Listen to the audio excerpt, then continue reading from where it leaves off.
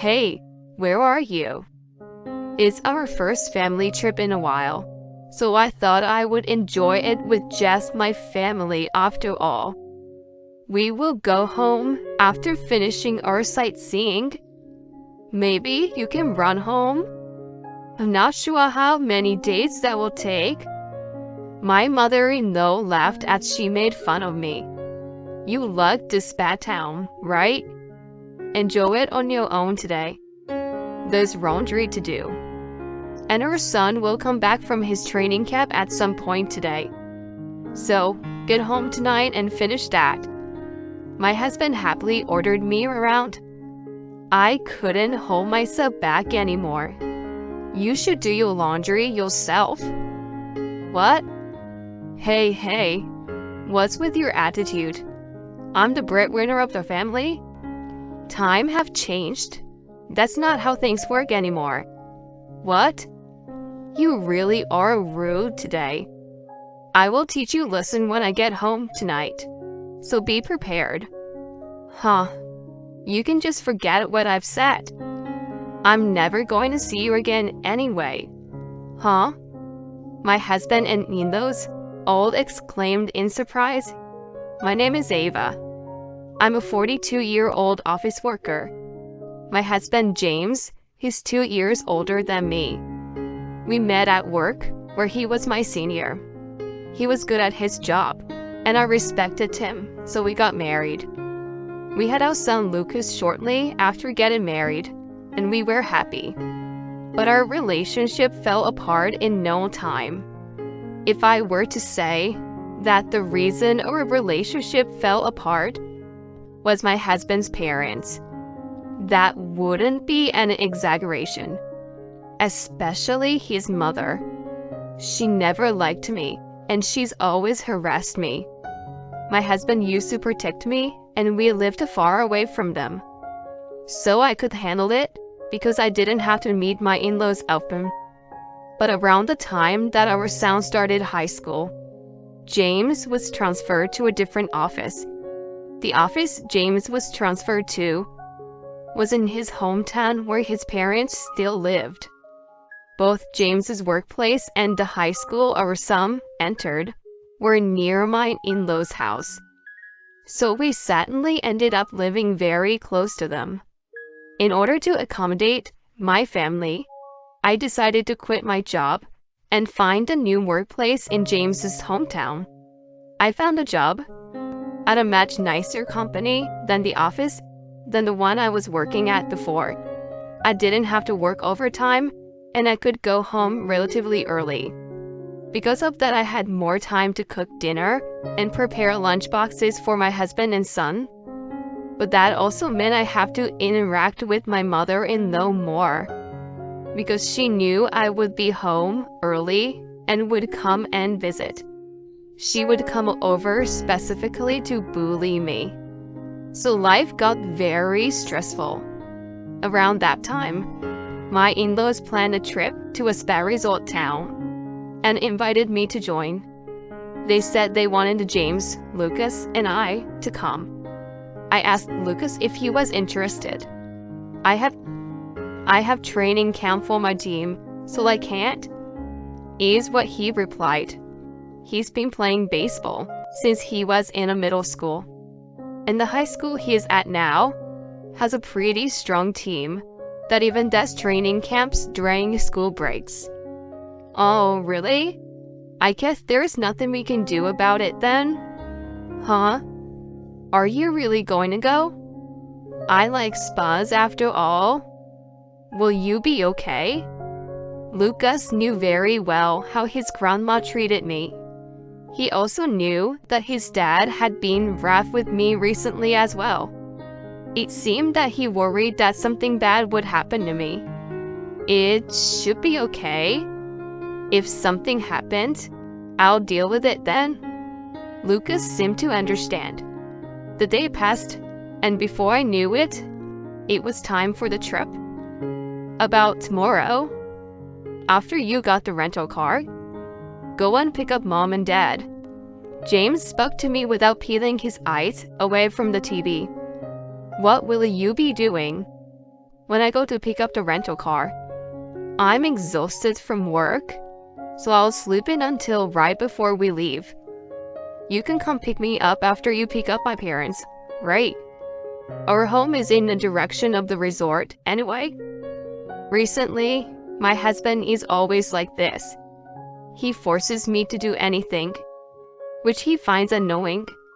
I was also at work all day, and I do all the housework. I'm the one who made his lunch, and the dinner he ate just now.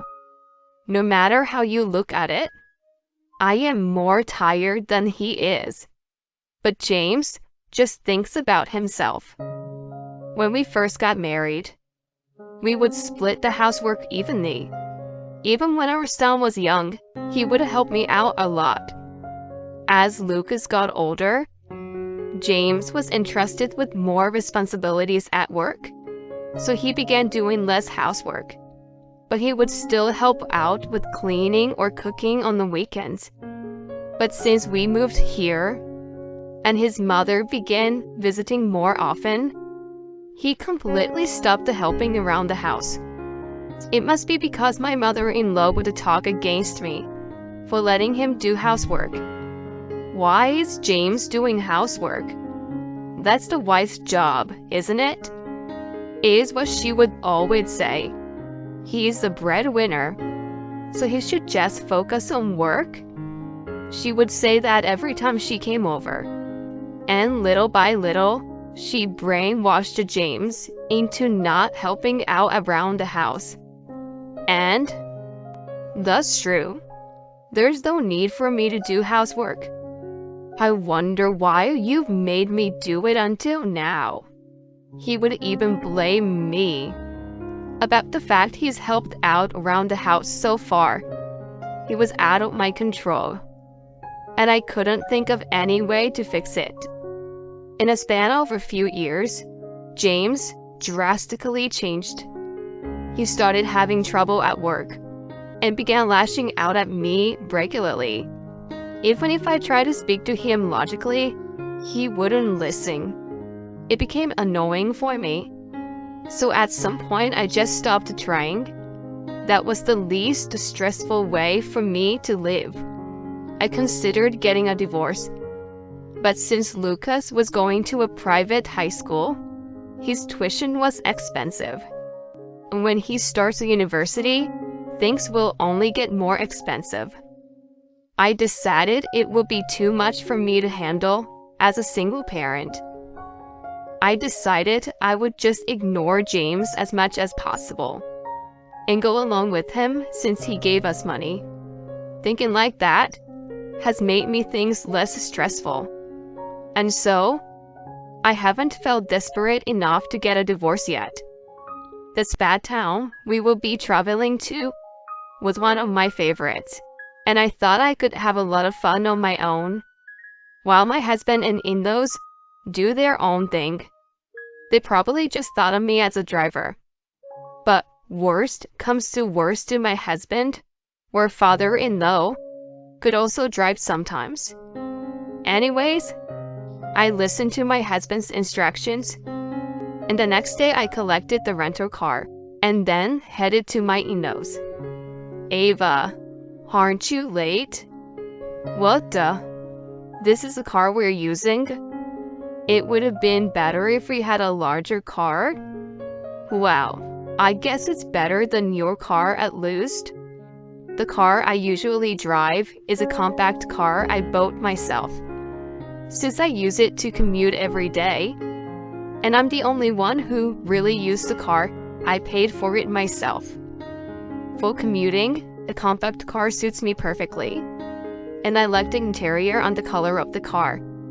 My husband uses my car and drives his parents around in it without asking me. So his parents complain to me about my car and look down on me because they think all I can afford is a small car. That's why we decided to go out of our way and rent a car for our trip. Honestly, I thought we could just use my father-in-law's car.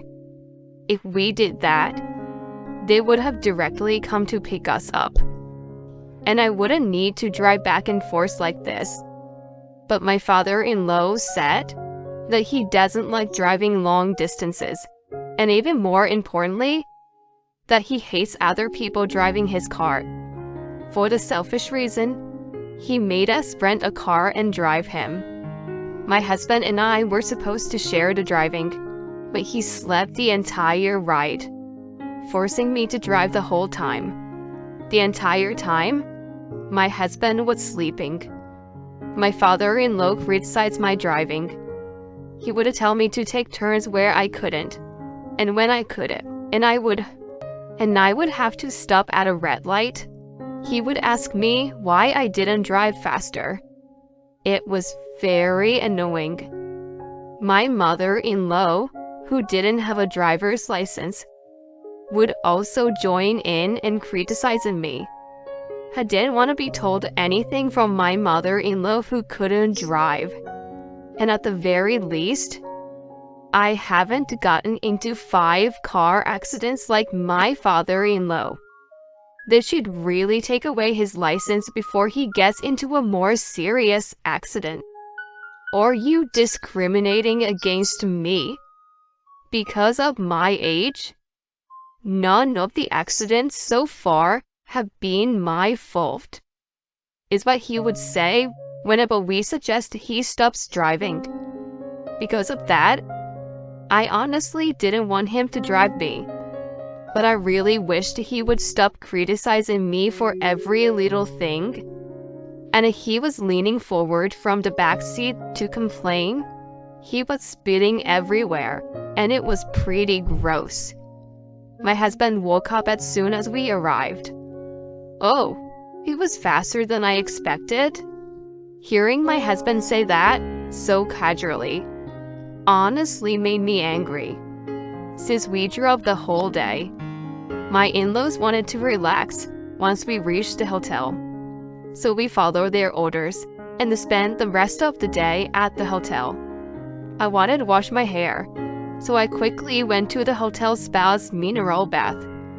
After I strolled around the hotel on my own and enjoyed myself, we then ate dinner and all went back to our rooms. By the way, for this trip, I got a room with a single bed, while my husband and my in-laws stayed together in a 3-person room. I had a lot of space for myself. So honestly, this was way nicer for me. I went to relax at the mineral bath again, and then I returned to my bedroom. I had bought beer and snacks from the hotel's store, so spent my time watching TV and snacking. Around this time, Lucas must be with his teammates eating dinner together and having a fun time. Or maybe he's in his training camp dorm room playing games. I didn't want to annoy him by texting or calling him. I'll tell him about the trip once we get home. I realized it was already midnight, so I tucked into bed and I went to sleep. The next morning I woke up and enjoyed the fresh air. How nice it would be if I could wake up this refreshed every morning. There were 2 hours until the time my in-laws said we should all gather for breakfast. It was still only 6:30 a.m. It seems I've gotten used to waking up this early to prepare lunch boxes for everyone. That's right. Since I'm here, I might as well take a relaxing morning bath. I went back to the hotel bathhouse and soaked into the hot water. The weather was nice, so the outdoor mineral bath felt amazing. I got back to my room and texted Lucas. I'm pretty sure he said he would be getting back home tonight, so he will probably be waiting for us alone until we get back. By the time I texted Lucas, gathered my luggage, and put on makeup, it was already around 8:30. I went to eat breakfast. I was supposed to eat breakfast with my in-laws and husband, so I headed to their room. But when I knocked on their door, there was no reply. Maybe they already went to the breakfast hall. I decided to head to the breakfast hall, but they weren't there either. The breakfast area wasn't that big, so if they were there, I would have seen them easily. I sent James a text, but he didn't reply. Thinking it couldn't possibly be true, I spoke to the hotel receptionist and found out James and his parents had already eaten breakfast and left. They told me they were going to eat at 8:30. It seems the hotel breakfast began at 7:30, and my in-laws purposefully told me to get there at 8:30 so that they wouldn't have to eat with me. On top of that, they left me to check out and pay for them. Telling me that they would pay for the trip was a lie. I had to pay for both of our rooms. Of course, the car was gone. They wanted to leave me behind and go home on their own. At first, I was really angry. But then, I realized there was no point. If that's how they feel. Fine. Relaxed, I went back to the breakfast area to eat. I rested in the hotel right until it was checkout time. Now then, what should I do next? As I was thinking this, my mother-in-law called me. Hey, where are you? When I said that, my mother-in-law laughed loudly. It's our first family trip in a while, so I thought I wanted to enjoy it with just my family after all. Then, why did you invite me in the first place? We brought you to drive us and to pay for the hotel. We brought you to a resort town you like, and you ate delicious food, so you should be grateful to us. If I had come with Lucas, it would have been much cheaper. Why do I need to pay for the three of them? To hold back my anger, I let out a sigh. We will go home after finishing our sightseeing. Maybe you can run home? I'm not sure how many days that would take. My mother-in-law laughed as she made fun of me. I didn't want to leave things like this. Is James driving now? Please put the call on speakerphone so that he can hear me. Following my request, I could hear James' voice. What happened? Why do you want to talk? Were you planning to leave me like this from the beginning? Don't get that mad. You like this bad town, right? Enjoy it on your own today. There's laundry to do, and our son will come back from his training camp at some point. So, get on tonight to finish that. My husband happily ordered me around. I couldn't hold myself back anymore. You should do your own laundry yourself. Hey, what's with your attitude? I'm the breadwinner of this family. The head of the family is telling you to relax and then come home? You should be crying out of happiness and gratitude right now. Times have changed. That's not how things work anymore. What? You really are rude today. I will teach you a lesson when I get home tonight. So be prepared. You can just forget what I've said. I am never going to see you again, anyway. Huh. My husband and in-laws all exclaimed in surprise. I didn't see you today, so dinner last night was the last time? What do you mean? My husband's voice was trembling. Well, I'll be divorcing you. You handed me divorce papers a year ago, right? You've changed since we moved. Around this time last year, you treated me especially coldly. One day you were so angry, you suddenly gave me divorce papers. At the time, I was worried about how I could afford Lucas' tuition, so I refused. Shortly after that moment, you apologized to me and said we shouldn't divorce, though we carried on with our married life. I stopped trusting you, so I hired a private investigator. and I found out you were having an affair with an old classmate. It seems you met up again after we moved to your hometown. So she is a single mother with a daughter in middle school. At the time, you probably considered breaking up with me and marrying her. But she turned down the idea of getting married again. Then, you realized that if we divorced, then you would have been alone. And you would have been stuck paying childcare. So it wouldn't have been beneficial for you. Anyway, you make me do all the housework. So life with me is easier than being alone. Basically from that point on, you considered me your servant. But that's fine.